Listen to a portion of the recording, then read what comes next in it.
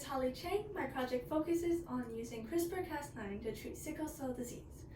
So normally, red blood cells are disc-shaped. But in patients with sickle cell disease, they have sickle-shaped red blood cells, which lead to many complications.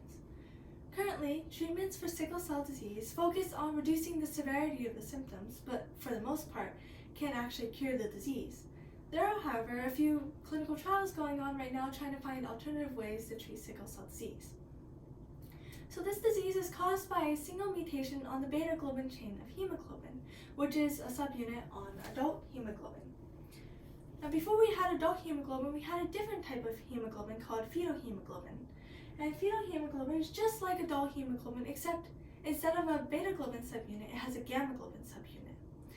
So before birth, we had fetal hemoglobin, and then shortly after birth, there's a switch, and fetal hemoglobin is turned off, and adult hemoglobin is turned on. And it's right after the switch when patients that have sickle cell disease start exhibiting symptoms. But there are some patients that have sickle cell disease mutations that don't have many symptoms or none at all, and this is because they have higher levels of fetal hemoglobin. In fact, if we can increase fetal hemoglobin to around 30% of total hemoglobin, we can treat sickle cell disease. So this switch from fetal to adult hemoglobin is regulated by many proteins and microRNAs as shown in this diagram over here. In my project, we chose to focus on this one protein over here called BCL11A and these couple microRNAs down here. So talking a bit more about BCL11A using this diagram over here. So BCL11A directly represses gamma globin expression. Based on literature that we read, we decided to delete the BCL11A intronic enhancer and BCL11A binding sites on the gamma globin promoter. So first, in order to make these deletions, I designed guide pairs that would delete the target regions. I then, in order to get the cells that I wanted to edit, isolated hematopoietic stem cells from the mouse bone marrow and differentiated them into the erythroid lineage. Using two cell surface markers, CD71 and Turbo19, I determined approximately what kind of cells I had on each day of differentiation. I then made deletions of the target regions on these different days of differentiation to be essentially targeting different kinds of cells.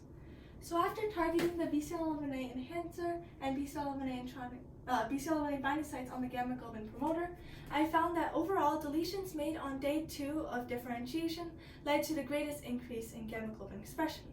I also found that overall, deleting BCL11A binding sites on the gamma globin promoter was more effective in increasing gamma globin expression than deleting the BCL11A enhancer.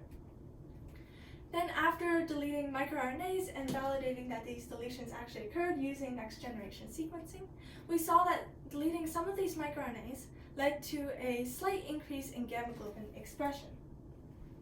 So overall in this project, we were able to successfully increase gamma globin expression. And in the future, we hope to develop